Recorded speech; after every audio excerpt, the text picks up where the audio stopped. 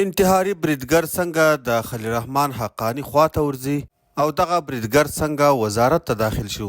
په دې اړه باندې وروستي او تازه معلومات راغلي دي. که غواړئ چې تاسو یې هم په اړه پوه شئ نو له موږ سره په ویډیو کې تر پایه پاتې شئ.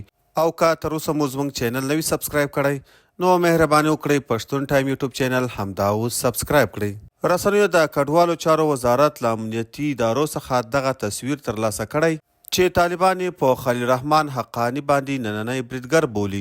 په امنیتي کامرو کې ښکاري چې بریدګر په دې بهانه چې لاس یې مات شوی په خپله غاړه کې اچولی او چاودېدونکي توکي یې په همدغه لاس کې ځای پر ځای کړي دي. دوی وایي چې دغه سکینر ماشین خراب و او بریدګر په دې بهانه چې لاس یې مات شوی سم نه دی تلاشي شوی.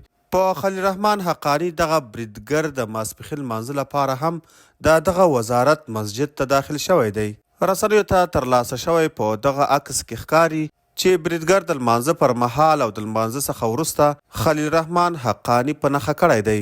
د طالبانو ویان ذبیح الله مجاهد د دوی د کډوالو چارو وزیر خلیل الرحمن حقانی د وژل کېدو پړه په داعش اچولی او دا کار یې د خوارجو بللی دی.